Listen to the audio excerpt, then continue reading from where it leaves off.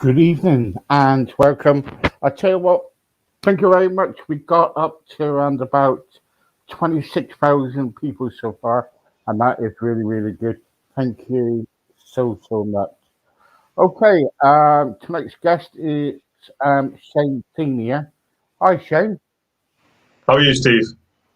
Thank you very much for joining me short notice. Yeah, it's good. Bit of availability this evening, just worked out all right, timing wise. Thank you so much. Thank you. I want to talk about firstly, I want to talk about Viewpoint because you were, we just watched it on television. It's just gone. Yeah. Right. Really, really, really good. And all of a sudden, they just cut it. Now, firstly, Viewpoint was fantastic. It's fantastically made. Good. Glad you enjoyed it. And you played a good part in it, and it was really good. Tell everybody what you played and what it was about mainly. Yeah, so I played a character called Vic. Reasonably small part, but nonetheless, it was still good to be part of production. Basically, he's a part of the support group surveillance team. He was sort of the character that was generally hands-on on the feet in terms of, following and tracking. Just your usual surveillance, all the stuff, really. So it was good to be a part of the production. It was all about, if you haven't already seen it, it was just about a girl that went missing. And then the police form a part of a surveillance group that are to track down and monitor a few potential suspects in the crime of, who's murdered the missing girl, really. So that's kind of what it was all about. And just as you said, Steve, you may have already seen, I've put a post out myself. So have many of the other casts and crew and stuff that have been a part of the production. ITV did pull the last episode last night due to some allegations and things that's been ongoing with the main lead in the production, which is Noel Clarke, of sexual allegations that I think 20 women have raised. So, it's something that ITV do have to take serious. I kind of disagree with them pulling the plug on the show. I think that's a little bit out of order because, there's other crew members, there's other cast members, everyone that's been involved with that production. I think pulling it's a little bit harsh, regardless of what's going on with Noel. If the productions, I think I read as well that there was 2 Sky back-ins or something like that were back in his production company. They pulled the plug on him. Things like that, that's fair enough. But I think pulling the actual show on the last episode, which was crucially the best part of the show as well, the best episode, I think was a little bit too far, to be fair, but it is what it is. The decision's been made. It's only live to stream and view on ITV Hub now until Sunday, so you've only got today or tomorrow. If you haven't already seen it, go and watch it because we have no idea when ITV will be putting it back on air. Yeah, because let me tell you, around about 4.5 million people have actually complained about it. About kind of like by banning it, why did ITV ban it? So they've gone to Ofcom and everything and up to ITV. The trouble is though, it's the last part and they kind of like took it off. They should have aired it and that's it because at the moment, I don't think the guy has been charged yet, has he? No, nothing's been charged. Obviously, what's been raised by these 20 women, I think it said 20 is what Sky News had released. Of course, they're just going to have to look into this. I think he's denied it, but then there's been a little bit of an admit that maybe some of the things he's done or said have been a little bit out of context and maybe some people might find that offensive. So he's kind of said he's going to try and seek help towards that. So there's obviously something going on. When I was on set and when I've seen him, he seemed like a good guy. And of course, I didn't see or hear off anybody of something like this going on. But, if something has gone on, generally it's when people aren't around.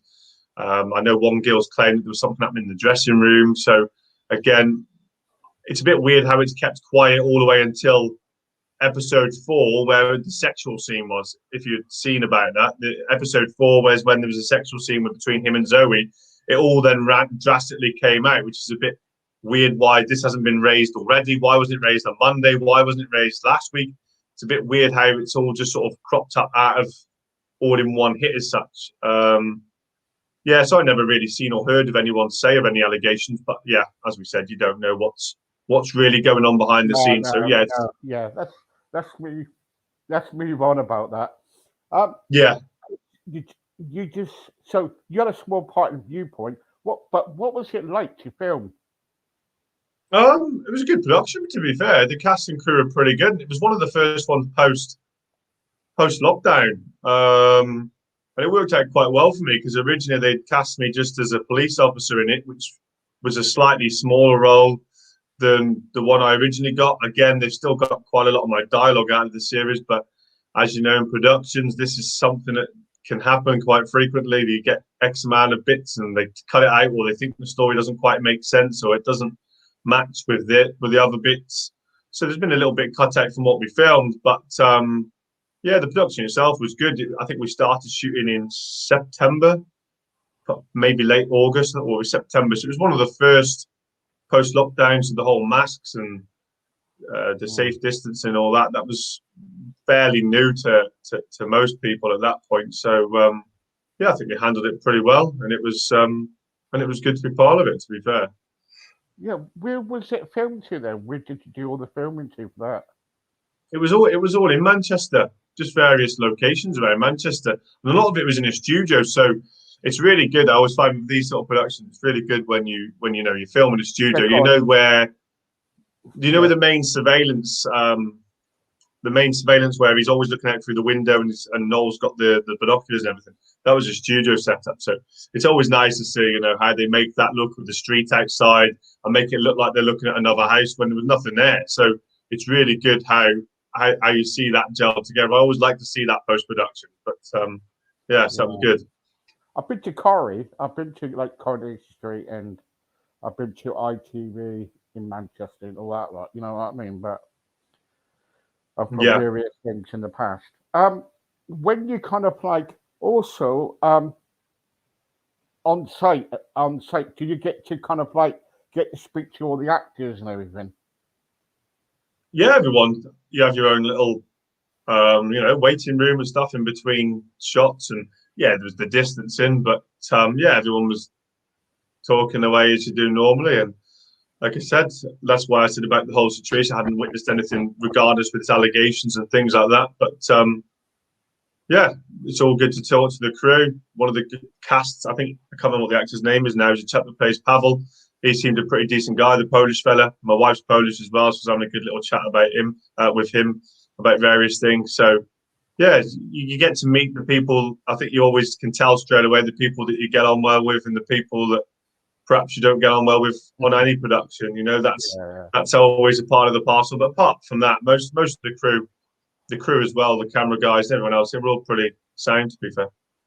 Yeah. Also, you did the Bay as well, didn't you?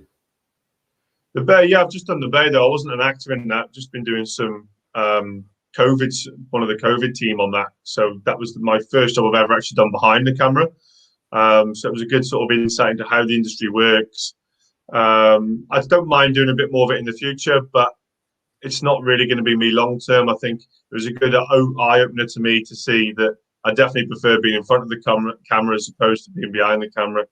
It's a good, like I said, it's a good learning curve. But the only other crew job I could see myself doing long term is being a director. I think the directing and the acting side of it are the most exciting parts of the job. The rest, yeah, there's some good skill sets, but they're pretty boring. Long term, it's not like there's not really any fun to them, and it seems quite stressful. Everyone seems quite stressed when they're behind the camera because it's all busy, go, go, go. You're working extremely long hours. You've got to set up in the morning, rig up, de-rig in the evening. So you do some long hours. People are tired, especially if you're working away from home and stuff like that. So it was a good insight to see what really goes on.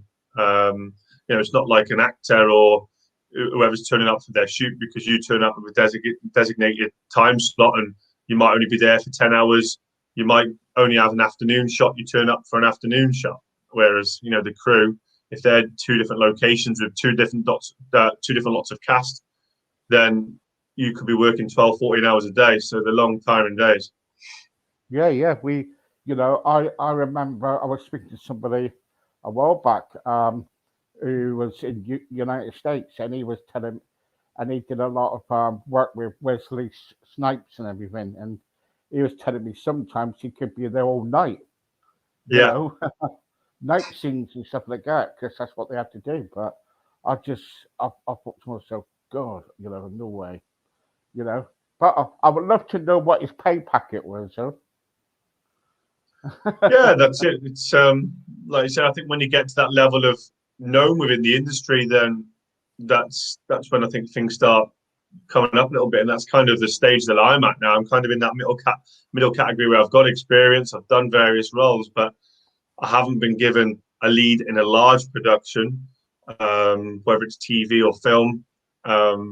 In order to get that recognition, so that you become publicly more well known, because that's ultimately the end goal where we all want to get to. And from people I've seen and productions and other actors and actresses I've spoke to, I think TV seems to, especially in the UK, pay well within the six figures. So you could be earning anywhere from 100 grand to, $750,000. I think that's the general average in TV, depending on what role you've got and what shows you're a part of. And if you want to step over into those seven figures in terms of into the millions, then you're talking really more the film stuff and getting the lead roles in the big Hollywood films. That's when you'll step into that category. But again, that's kind of, I think, the next stage, the next level. But we all just need that little bit of recognition. I think you just all wait for that opportunity to arise where you perfectly suit a role, which ends up a good production. And what is your role? If someone came along today and said to you, right, I want you to play a certain role, but it's your choice, what would you say? What would you love?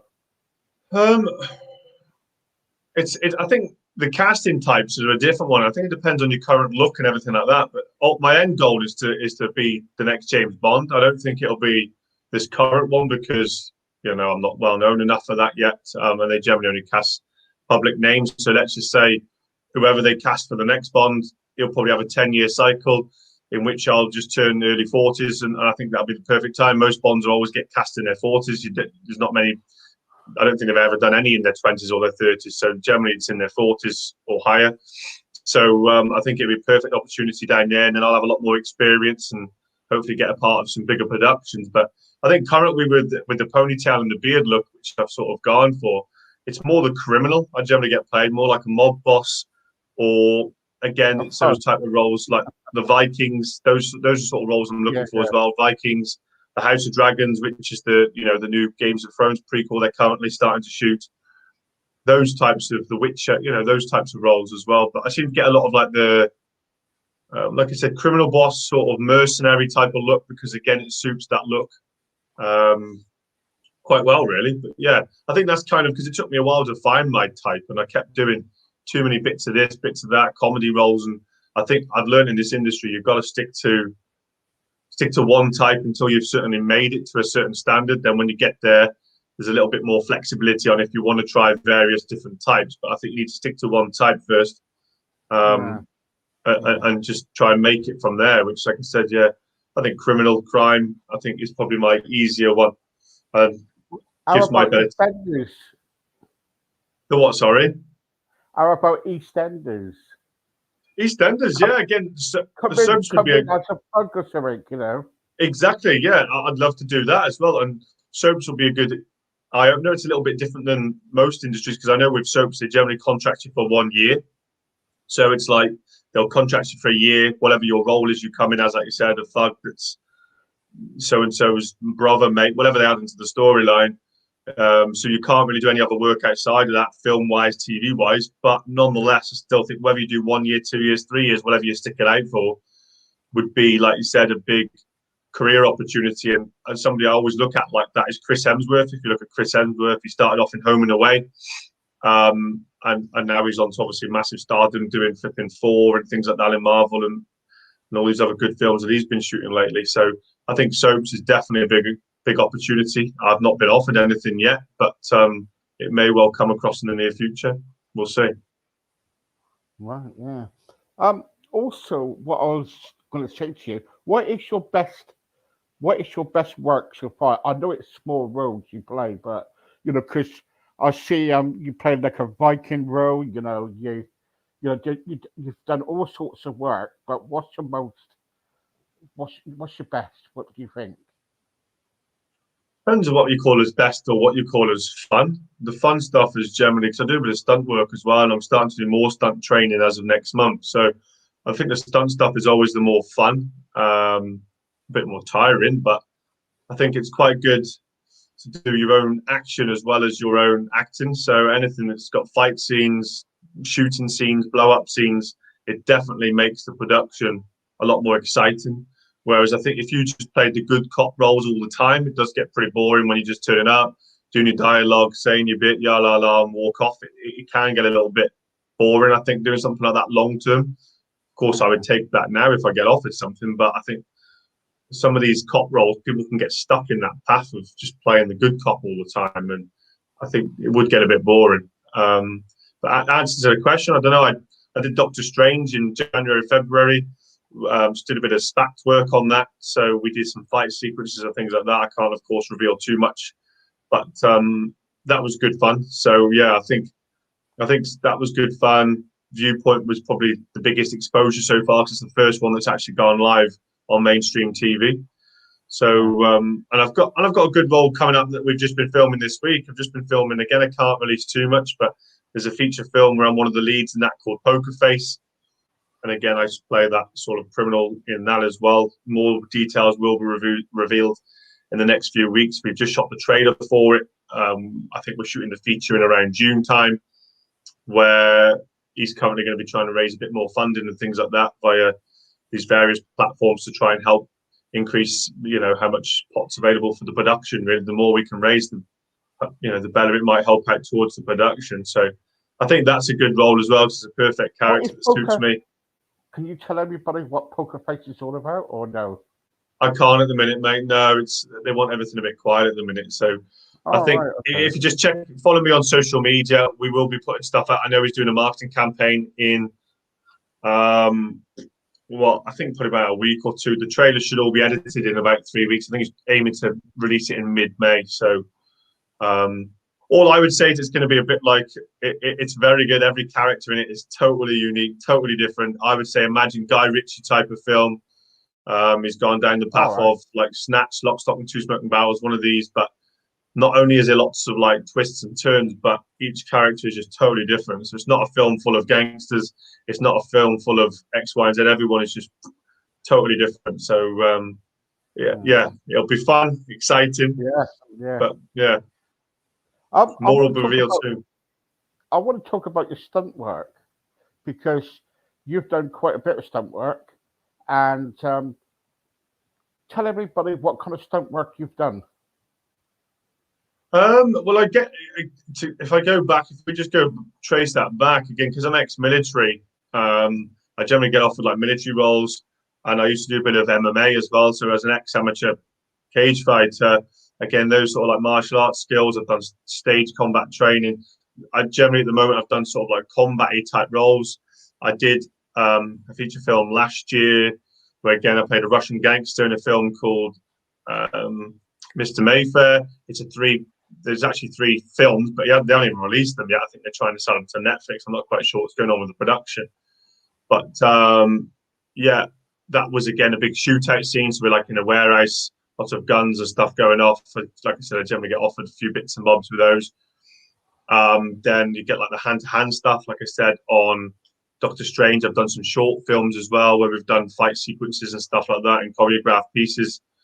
But I'll be starting to do more as well. Like I said, as of next month, I start training with a new guy who's a stunt coordinator. So we'll be doing more starting off with the more the combat, the swordy type stuff, and then we'll be getting more into the zip wires, the pull cables, setting on fire, glass, all of the fun stuff really. So it'd be Yeah, good to yeah. then put the stunt work into my acting work. So if you look at somebody who kind of does that, look at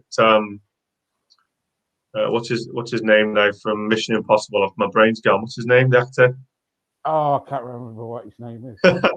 I knew you're on about. I know I you're on can't think about. for Mission Impossible now. I can't even think of his name. Yeah. Oh, God. But yeah, he does. You know, as an actor who does his own stunts, which is what I want to be doing as well, really, because it's nice to do the fun stuff. I know some productions won't let you do all of it, but because of health and safety, or if you injure yourself, the production has to stop, etc. But it's definitely good to do a big portion of it, because that is, like I said, that's the I fun was stuff. lucky. Yeah, I was lucky to see Claude Van Damme about 6 years ago doing a film in London, and he was doing a. We went down because my brother goes around collecting autographs and everything. You know, he'll stand Yes. out like an hotel. He'll stand outside an hotel for hours waiting for an autograph. Yeah. So he said to me, Steve, he said, they're filming down by the river. And I said, all right then. So he goes down there, rushes down there. Claude Van Damme was down there, see? And he's doing this stunt where he's like running and he's got to go through this pane of glass. But he stops, then somebody like him goes through the pane of glass. Yeah, You know, that's right. Yeah. Yeah, so, yeah. And quickly he moves away, and you've got Claude Van Damme just comes along, and he just plonks himself on the mat, or on the floor and everything, you know? A lot of it's done like that, where you'll have a scene where, let's just say, you're fighting at the top of a staircase. You'll have the actor who will do the punches initially to start off with. So a choreographer will train you on, if they're not already trained, they'll train you how to do the punch sequences, of course, to make it look dramatic and exciting on camera. And then the minute, say one of them was to fall and roll down the stairs, which is now that becomes from basic stunts to fighting to a little bit more. Now you could really hurt yourself if you don't do it properly. You'll find 9 times out of 10 now that will always quickly change to the stunt guy or female, depending on if it's male or female. So as the role commences, they'll just boom, boom, boom, boom, and then you'll notice that the camera stops as they're on the floor, and then the main actor's back there as he's sort of like getting up. So the actual role itself will be a stunt double that'll look just like you, same hairstyle, same clothes on, and that'll just be like them tumbling down the stairs, and then it changes back to your face at the end when you get up. So that's generally how a lot of it's done now. And a lot of it's because, like I said, it's the health and safety side of it. Even if you're happy to do it, some productions won't allow it full stop, because let's just say I say, yeah, I'll do that, I'm fine, and then I break my leg going down. Now, if your leg's in a cast, you can't shoot the rest of that production now for a month until that cast comes off, which then halts the production, which means potentially losing money and messing around with people's work schedules. And that's why a lot of them are quite funny about it and won't let you do it. Like I said, the basic stuff, the fight sequences, they will. I was interviewing this person from Viking Wars. Yes. Do you remember that film? And yeah, it's one of the indie Viking ones on. Is it Amazon or Prime? Is it? I think it's. Is it Prime or Netflix? Yeah. And I was, and he was saying to me, he was saying that when we do all the fire scenes and stuff like that, you know, I'd do some of it, but then I'd just kind of like move away and let the stunt person come in and things like that. And I was thinking, what, and I'm thinking, how do they do it so quick? Because they must stop the camera, then kind of like. Yeah, I can't think what the name of it's. I can't think what the name of it's for. It's you'll. There's a special name basically. It's like a part. It's what I would call like crossfading. So there's a special part where you will notice very quickly the camera will move either behind somebody's back in like a quick motion, and as that comes across his back, the screen will go black for like half a second, and then boom, and then it comes back on. And at that point is when it transitions to the stunt person. So the human eye, most people watch it will never notice, but that's how it's shot on record. So it'll end on a black generally and start on like a black generally if it's somebody's back, or it could be, if it's a sword, it could be like crossing over in front of a shield, and then it comes back in front of the next part of the shield and it's changed to the stunt guy. Same if there's a horse there or whatever it is, it'll come front, and it's generally half a second. If you Google it on YouTube, you'll find it. There's a special name for it. I call it like crossfade, and if you've done editing before, it's just a crossfade between the two shots. But there is a special name to merge it from the actor to the stunt, which just they cross over and you don't even notice that they've switched. What part did you play then in a Viking? Because I saw Well, you dressed up as a Viking. yeah, I've done quite a few Viking shoots and Viking dress ups. I've just basically just shot my own show reel, which I've worked with a couple of guys I believe that you know as well, Demon Hill and Neil Simmons, which done the writing for me, which was very good. It was short notice as well. They managed to write up, I think, in one evening, which was fab. But initially, they did write me basically a short film, which was fabulous. But I wasn't expecting that much, which is something, again, I think we're in the talks of potentially shooting down the line, short film, a TV series. But basically, it was just for a show reel because my agent keeps forwarding me to the casting directors on like the Vikings, the Last Kingdom, the House of Dragons. I've seen quite a few things popping up, but I'm not even getting auditions. I'm thinking, well, what's going on? I've got the look. What more do you want? So I thought, well, perhaps I need some sort of, if I go a little bit further, get a show reel to show what you look like as a Viking. So a Viking's a bit generic, but it could easily be used to play a Saxon, any sort of sword shielding type of person, whether it's the House of Dragons or whatever it is that may arise in the future. But I thought if I shoot my own Vikings show reel scene, it shows what you look like, what you sound like, and obviously what you can act like in that type of role. So we basically shot a scene which is probably about 3 minutes long. I should be getting the first draft of that next week, so we'll be going through that, and then hopefully it'll be posted, sort of online and social media in the next week or two, and that'll be then used to again chase up and forward that to the casting directors to try and say, look, give me an audition, just at least give me an audition. If they don't like the audition, that's fine, but when you look the part, it's like, it's quite frustrating sometimes in this industry when you look like the brief they want, but they don't even give you an audition. And it is hard because when I speak to different agents, I know that the one job they posted, it was probably 3-4 weeks back now, for the House of Dragons, and there's 11,000 people in one day. So you imagine you put yourself in the casting director's shoes, you've got to go through 11,000 people and try and narrow it down to 100, 200 who they want to audition, and then they've got to narrow it down to 20 that they like from there, and then on the next recall they narrow it down to the top 5, and then they'll finally decide at the end, right, we're going to have this guy.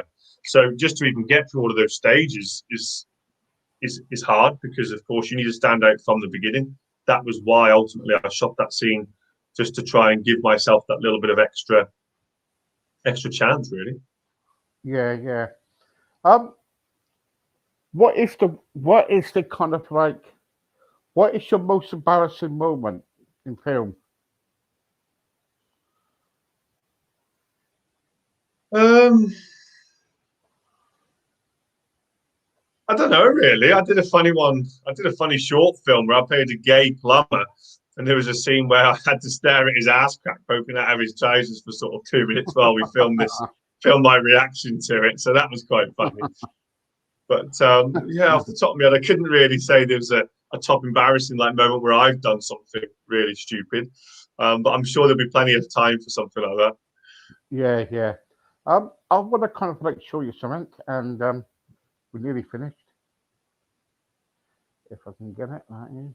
Here we go.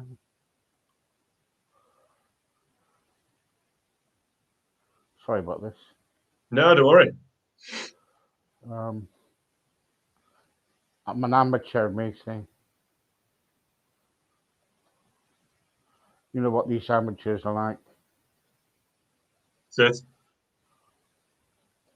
I'm hoping as well as whether it'll go ahead or not, I don't know. But I was cast as the lead as well last year for a zombie apocalypse film called Dark Days. I did post a little bit online about that at the time.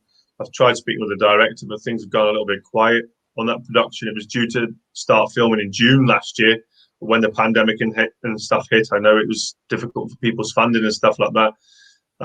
It's still penciled as sort of mid this year. Whether it goes ahead or not, I don't know.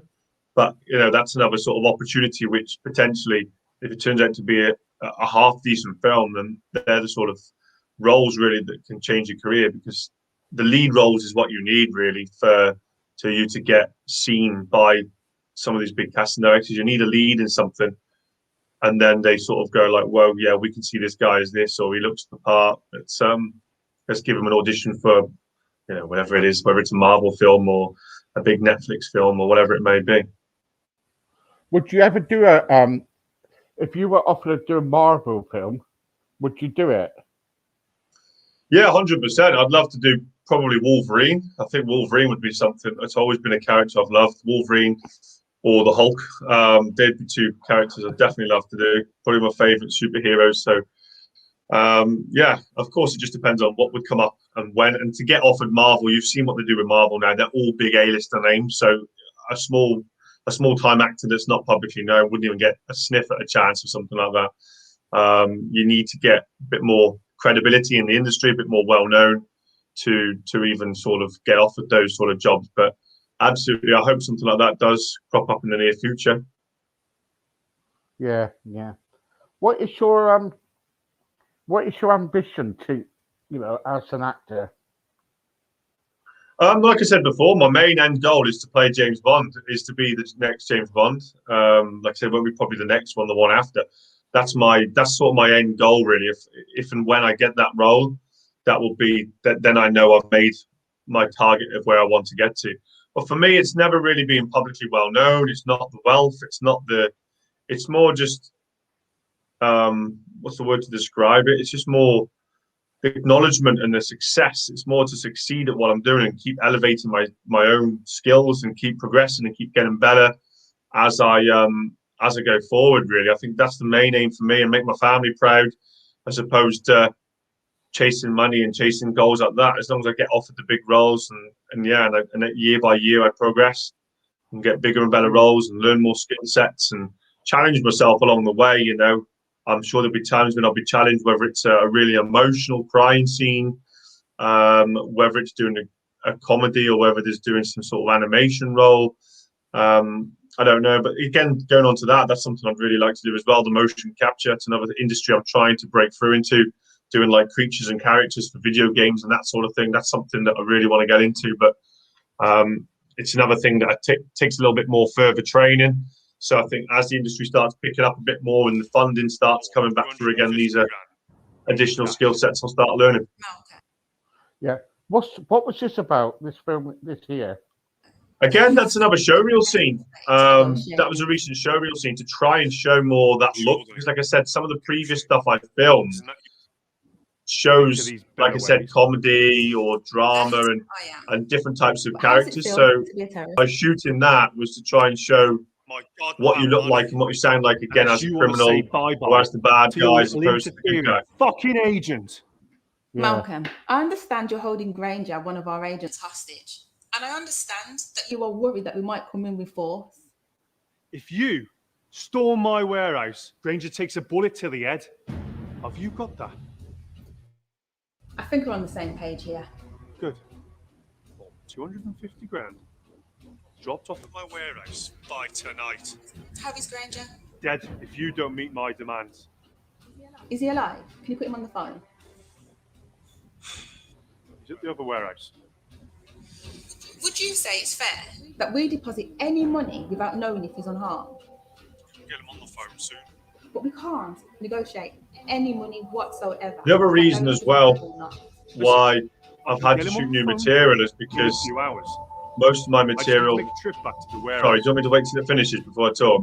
Yeah, please, yeah. Look, the good news is we can give you 10% of the money that you're asking for today. What do you mean? 10%? Let me ask you a question. How would you feel if someone interfered with a 50 grand deal? I would prefer knowing that it wasn't a £250,000 deal. Well done.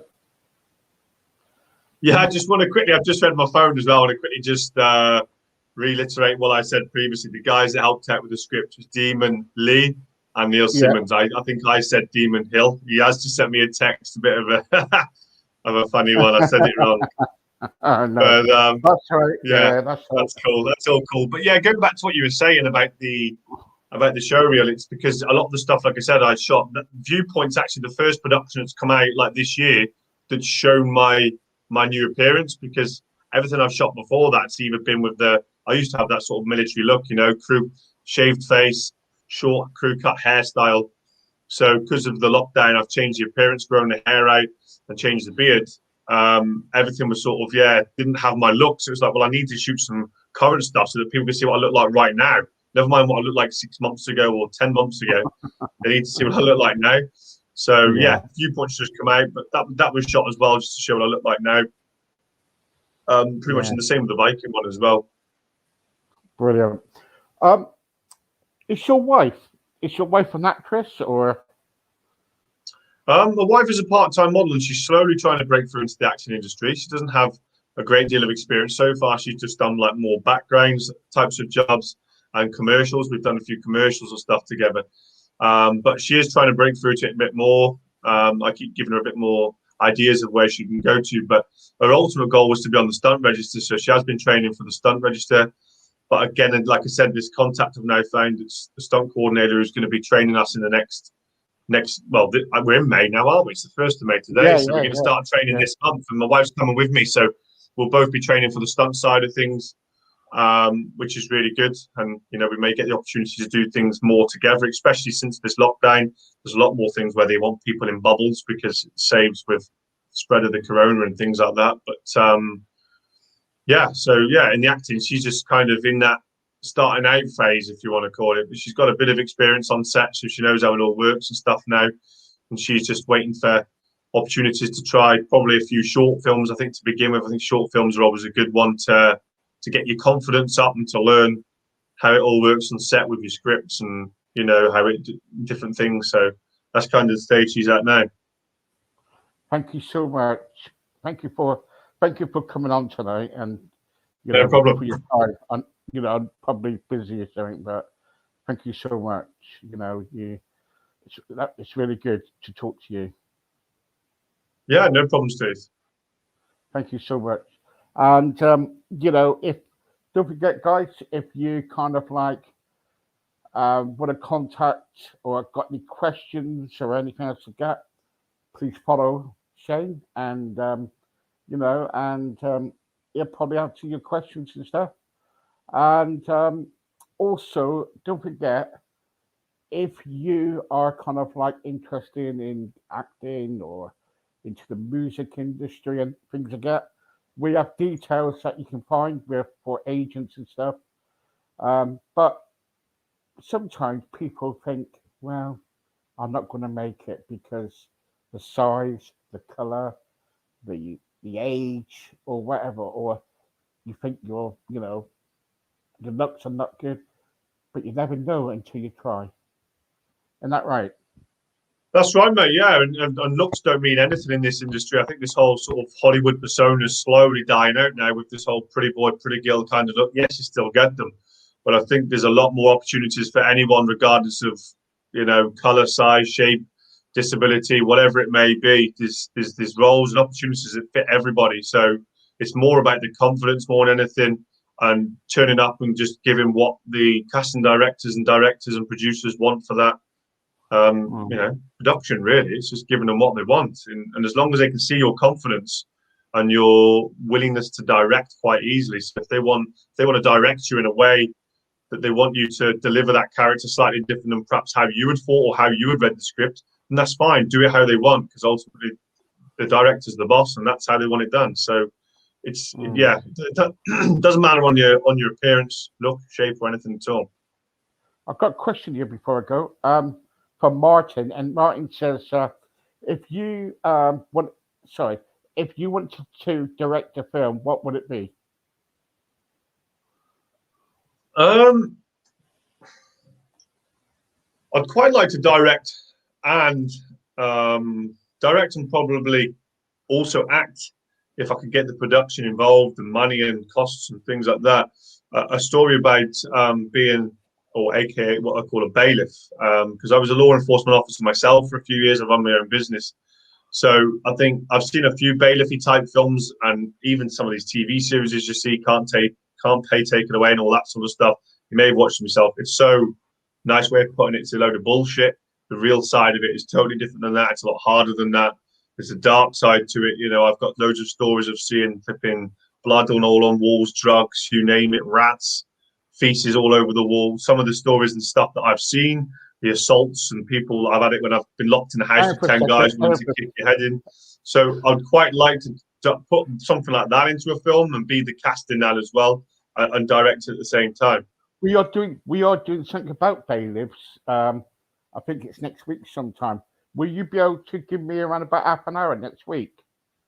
And Yeah, talk yeah, about that's that? fine. If I'm available, you have to drop me the times, and let's just see Yeah, what yeah. comes up next week with my schedule and stuff. But yeah, that should be all right. Yeah, because we have different topics through the week, see. And I know we're talking about bailiffs for, I think it's next Thursday, I think it is. Yeah, And we're talking about, about people who had bailiffs at the door and how they're going through it, and they can't cope, and that bailiffs are actually threatening them and beating them up and all sorts. yeah. There's that, and I'd Um, also like to direct probably as well something that's got an important message. Just to answer mine's question, um, I'm one that likes to deliver important and powerful messages. So I'd love to do documentaries as well, things on the environmental issues that we're currently facing, whether it's veganism, plastics, some of these terrible industries that we still face now. But also a film I watched recently, I can't remember what it was called now, but it was I think it might have been called Trafficking or something like that. yeah, And it yeah. explains how large the trafficking industry still is in this day and age, how it's happening, and how people are getting away with it is gobsmacking. We talk about racism and all these other things, but trafficking is way worse than all of them. I think it was saying it was worth like $1 trillion a year or something ridiculous. It's worth more than Google, Amazon, and everything combined, the trafficking industry. And they're still taking young girls and boys and abusing them from such a young age and drugging them out. And that's something that I think I'm quite passionate towards. I'd like to, at some point in my life, try and help out and stop this sort of craziness from happening. So I think to direct a film to sort of show that as well would be quite good. But of course, it's got to be in a way that perhaps hasn't been done before, or whether it's from a different country, a different race, different country, different environment, because this was set in America. So yeah, I think it'd just be quite a good thing to do something like that as well. Did you ever watch that where he was a documentary person? He was making a documentary, and they went over to Thailand, and where they were trafficking these, and these girls, and they were using them for prostitutes or putting these girls into brothels and stuff. Did you ever watch Yeah, I that don't think one? I've seen that documentary. There is quite a lot out there on the web now, and Yeah, obviously, like you said, whether it's YouTube, whether it's Amazon's got a few. I think Netflix has a few bits and bobs. So there's quite a lot out there, but I don't think I recall that one. But yeah, there's a lot. It's globally. It's not just this. It's everywhere. Every country's at it. It's ridiculous.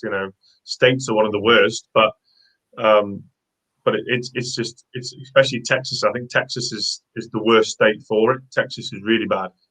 Because it's so much open land. It's a bit like you hear these stories in Australia as well about it, because it's the outback, isn't it? It's Texas is like the outback. It's just a vast land of how do you track and monitor that. yeah. It's so there's you can't put CCTV, can you, on the middle of a desert? No. So it's hard to track stuff. It's not like in London where there's cameras everywhere. So yes, it still probably happens, but it's a lot harder because of the amount of cameras that are around. Yeah, we're working on like mental health at the moment, knife crime, sexual abuse. Yeah, That's the things that we're working on at the moment. yeah, But anyway, it's good to do things like that, like you said, because it's something that's still out of control. And I think people have forgotten about a lot of this because of this whole pandemic with the corona. When I don't think the corona is a touch on the ocean compared to some of the difficulties and problems that we still face day to day. Brilliant. Thank you very much for your time, Shane. No worries, Steve. I know you're a busy man, and when you do come famous, don't forget me. Yeah, no worries, mate. We'll do. I'll have a sports car or something, please. All right.